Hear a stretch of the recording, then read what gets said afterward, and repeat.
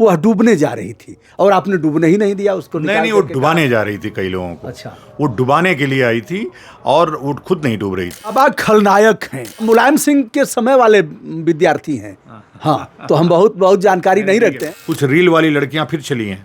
कैसे आपके पास कौन से सूत्र हैं कि वो लड़कियों का ही, कि एक लड़की अयोध्या से चली है, एक लड़की मध्य प्रदेश से आई है, कि तो ऐसे गुरु, लेकिन 50% तो फर्जी है जैसा कि आपने बताया, तो इसमें कैसे तय होगा कौन फर्जीवा है, कौन नकली है, कौन असली है?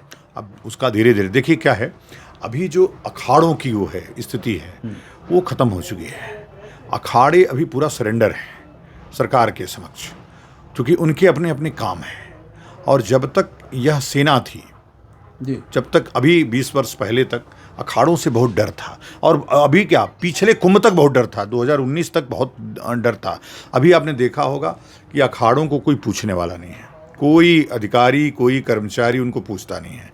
अभी जो स्नान हुआ 13 तारीख का, इतनी अव्यवस्था का कुंभ मैंने अपने जीवन में कभी नहीं देखा था। अच्छा, कभी नहीं, इतनी अव्यवस्था कभी कुंभ में हुई नहीं। तो अब इसके लिए किसको जिम्मेदार हम ठहराएं? मैं जिम्मेदार जिसको ठहराता हूँ वो है अखाड़ा परिषद। इसलिए कि अखाड़ा परिषद इसीलिए नेहरू ने बनाया था कि यह कुंभ उससे ठीक से संचालित होगी। यह पंडित नेहरू ने बनाया था। अखाड़ा परिषद अभी तक कैसे चल रहा है? नेहरू ने बनाया और फिर समय कहाँ से कहाँ गया। भाइयों बहनों, नेहरू ने यह किया, भाइयों बहनों, नेहरू ने जो किया। तो जो ऐसा कह रहा हो नेहरू, क्या अखाड़ा परिषद भंग क्यों नहीं करता? नेहरू तो संविधान बनाए, अखाड़ा परिषद भंग करने का अधिकार नहीं है ना उसको। अच्छा, अखाड़ा परिषद मतलब हर साल बाबा भंग नहीं कर सकते? हर साल निर्वाचित होती है वो। अच्छा, हर कुंभ में खत्म हो, जैसे ही कुंभ खत्म होगा अखाड़ा परिषद खत्म। अच्छा। अब वो बकार की बातें करते हैं लोग, अलग विषय है। फिर जब कुंभ का नियोजन शुरू होता है, डेट तय होती है, उसमें अखाड़ा परिषद फिर से बनती है। कौन बनाता है? नहीं, अखाड़े के लोग। परिषद कौन बनाएगा? जो अखाड़े के लोग होते हैं वो मिल करके विधिवत चुनाव होता है। 13 अखाड़े थे तो 7-6 से जिसका भारी रहता था वो जीत जाता था। वो पैनल जीत जाता। तो सर्वसम्मति से होता है कि उसमें भी वोट पड़ता है? क्या होता है? नहीं, वोट ही पड़ेगा। अखाड़े किसके पास जाते हैं उसमें बिल्कुल डेमोक्रेटिक है। जिसके पास 7 वोट रहेगा वो अखाड़ा परिषद का। 13 अखाड़ों में अखाड़ा परिषद के पदाधिकारी कौन होंगे यह मतदान से तय होता है, सर्वसम्मति से नहीं हो पाता। सर्वसम्मत से हो जाता है। मतदानी की बात। सर्वसम्मत मतलब बहुमत की सत्ता है ना, तो जिसके पास 7 लोग जिसके पक्ष में हामी भर देते हैं वो बन जाता है। वही बन जाता है। उसमें अच्छा कई बार 13 लोग कर देते हैं, कई बार 8 लोग, कभी लोग 9 लोग, मतलब बहुमत के आधार पर अखाड़ा परिषद के पदाधिकारियों का चुनाव हो जाता है। बिल्कुल। महाराज जी, बहुत रोते रोते हर सारी छारिया गई है, बहुत रोई है, फपक करके रोई है, और रोते रोते कही थी हम तो सनातन को जानने आए थे, हमने आध्यात्म को हमें सीखना था। मैं चाहती थी कि कुंभ मेला में रह करके और हिंदू धर्म को कैसे प्रकटीकरण किया जाता है उसे हम हृदय में सजोएंगे, सनातन को धारण करेंगे। लेकिन बाबा आनंद स्वरूप ने हमें कुंभ से भगा दिया, हमें रहने नहीं दिया। बाबा को बहुत पाप लगेगा। तो एक लड़की साप देके गई है। देश में कहा गया है, अपने सनातन में ही, जत्र नारी पूजनते रमनते तत्र देवता। जहाँ महिलाओं की पूजा होती है वह देवताओं का वास होता है। और एक लड़की रो रो करके आपने कुंभ मेला से उसे भगा दिया। आपने इतना किया कि लोग ट्रोल करने लगे और वो भग गई। हल्की हल्की मुस्कान बिखेर रहे हैं, आपको पश्चाताप हो रहा है, या फिर जो किया है वह ठीक किया है, उस पर अडिग है? बिल्कुल, जो किया है अभी और कड़ा कदम उठा सकते थे, जाती नहीं तो। क्या करते आप? नहीं, FIR कराते उसके खिलाफ। कैसे, किस मामले पे FIR कराते? उसने नकली साधु बन करके लोगों को छलने का। अब हम ये बताओ, हम वर्दी पहन करके आप IG बन के घूमिए मेले में जी, पुलिस वाले घूमने देंगे? और नहीं घूमने देंगे। आप SSP बन के घूमिए कि हम SSP कुंभ मेला है, कोई घूमने देगा? तो जब SSP बन के नहीं घूम सकता, IG बन के नहीं, अरे सामान्य सिपाही बन के नहीं घूमता, सामान्य सिपाही बन के नहीं घूमता, साधु बन के कैसे, और वो भी कुंभ में कैसे घूम सकता है? कैसे लोगों को बता सकता है कि विश्व की सबसे सुंदर साध्वी? खुद के चैनल पर यह लिख करके बार बार इसको प्रचारित कराया गया, विश्व की सबसे सुंदर। आप चले जाओ माईबाड़ा में, हमारे माईबाड़ा में उनकी सुंदरता देखिए। वो भस्मी रमाती हैं, भस्मी लेप करती हैं, साधना कर रही हैं। कोई आ करके नकली जटा जूट लगा करके, और ऐसा हम देखिए उसको अंधकार में डूबी हुई है, उसको प्रकाश में लाने का प्रयास कर रहे हैं, लेकिन उसने उसको गलत वे में लिया।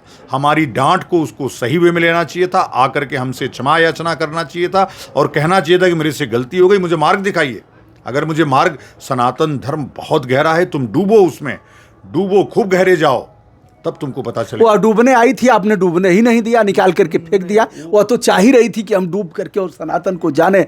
और जिन ढूंढा तिन पाइया गहरे पानी पैठ, मैं बपुरा बूढ़न डरा रहा किनारे पैठ। वह डूबने जा रही थी और आपने डूबने ही नहीं दिया उसको। नहीं, वो डुबाने जा रही थी कई लोगों को। अच्छा, वो डुबाने के लिए आई थी और वो खुद नहीं डूब रही थी, वो अभी भी डुबाने में लगी हुई है। तो हम संतों को डूबने नहीं देंगे। वो संतों को डुबाने आई थी, हम ऐसा नहीं होने देंगे। है क्या, वो वास्तव में रील बनाने, वो वास्तव में अपना फॉलोअर बढ़ाने आई थी। वो काम वो कर ले गई है। पूरे देश में रिछारिया रिछारिया रिछारिया हो रहा है, ये वो काम पूरा कर ले गई। तो अभी जो हुआ वो सिर्फ जो हमने किया वो एक छोटा दंडात्मक कार्रवाई थी। ऐसा कोई और करेगा तो और तगड़ा दंड देंगे। हम किसी से पूछने नहीं जाएंगे। सनातन धर्म किसी के बाप का नहीं है। सनातन धर्म परंपरावादियों का है, जो उस परंपरा को मानने वाले लोग हैं। और मैंने आपको सटीक उदाहरण दिया कि कोई फर्जी आईजी, फर्जी एसपी नहीं घूम सकता, तो कोई फर्जी साधु, फर्जी व्यक्ति कैसे घूम सकता है। एक विषय। दूसरा विषय, आपने जो प्रश्न किया, रिछारिया रिछारिया रिछारिया, रिछारिया जो रो रही थी वो सिर्फ इसलिए रो रही थी कि उसको सिंपैथी गेन करना था और हमको खलनायक बनाना था। लेकिन उल्टा पड़ गया वो भी। लोगों ने समझा कि ये नारी चरित्र है और ये दिखा रही है कि हमने हमारे साथ गलत हो रहा है। मैं कोई उसको मानसिक प्रताड़ना नहीं दिया, मैंने उसको सही रास्ता दिखाया। वो उसके समझ में नहीं आया और रो करके लोगों को बता रही कि देखिए बाबा हमारे साथ गलत। बाबा खलनायक हैं, ऐसा उसका कहना था, हर्षा रिछारिया का। और यह कह रहे हैं स्वामी आनंद स्वरूप कि उसने हमें इस रूप में लोगों को बताया। लेकिन असली बात यह है कि उसे त्रिपुंड लगाने का अधिकार नहीं है, भगवा पहनने का अधिकार नहीं है, नकली बाल उस तरह से जटाजूट बढ़ाने का अधिकार नहीं है। और सनातन के साथ उसने धोखा किया। और जो भी सनातन के साथ धोखा करेगा, छल करेगा, उसके ऊपर हम एक्शन लेंगे। बिल्कुल बिल्कुल लेंगे। अभी ऐसे लोग हैं आपके टारगेट पर? कई लोग हैं। अच्छा, हाँ, इसी कुंभ में कई लोग हैं, महिलाएं पुरुष दोनों। अच्छा, अभी तो दो लोग थे, एक हर्षा रिछारिया और एक IITN जो बाबा बना था, जो अपने माता पिता को भगवान नहीं मानता है। कुछ नहीं मानता, उनको मानता ही नहीं को पैदा किए हैं। अच्छा, वो पागल है। वो देखो, उसको सीरियस लेना, अब मीडिया पे भी हमको कुछ न करना पड़ेगा। हाँ। आगे मीडिया को भी कुछ करेंगे, इसलिए कि आकर के कुंभ में ऐसे लोगों को बाबा के रूप में प्रकट करना, ये भी एक अपराध है। और इस तरह का काम मीडिया को नहीं करना चाहिए। सनातन धर्म का नुकसान नहीं करना चाहिए। मीडिया सावधान रहे, और मीडिया सावधान नहीं होगी तो उस पर भी प्रतिबंध लगाना पड़ेगा, उस पर भी कार्रवाई करनी पड़ेगी। उस पर क्या करेंगे? जैसे पटक करके आप लोग कूटेंगे मीडिया के लोगों को, क्या करेंगे? जरूरत पड़ेगी तो कूटेंगे। बाबा लोग कूट रहे हैं। कई जगह देखा आपने, चिमटा बजा है। अच्छा। कई बार इस बार इस कुंभ में हमको लगता है कि 20 मीडिया वालों में चिमटा बज गया।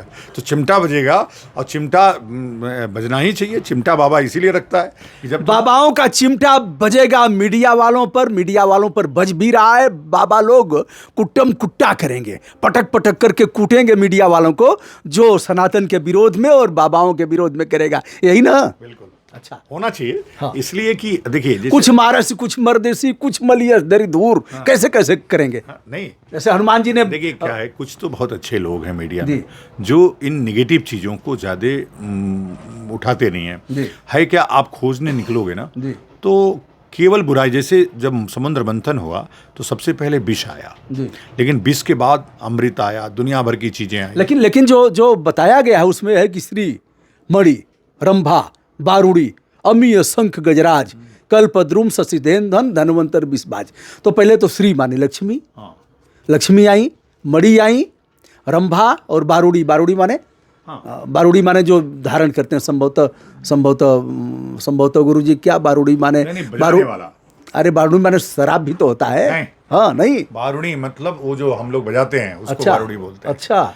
अब फिर वही बात आपने नहीं, हमारी हम संत नहीं है, हमारी अधकचरी जानकारी है, कम पढ़े लिखे हैं। तो हम मुलायम सिंह के समय वाले विद्यार्थी हैं। हाँ, तो हम बहुत जानकारी नहीं रखते हैं। लेकिन 14 रत्नों में फिर भी आपको बहुत जानकारी है। जी। आपको बहुत जानकारी, आपकी महानता है जो ऐसा कह रहे हैं। संस्कारित परिवार के हैं इसलिए अच्छी जानकारी है।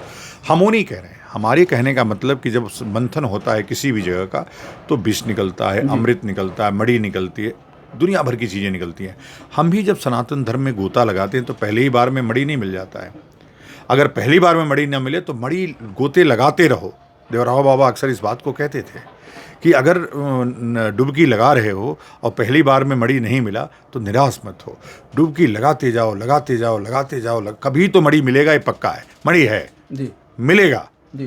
तो डुबकी लगाना मत छोड़ो। यहाँ क्या हो रहा है उल्टा, जो डुबकी जो पात्र नहीं, अब देखिए योगी जी ने कहा मुसलमानों पे प्रतिबंध रहेगा, कुछ रील वाली लड़कियां फिर चली हैं।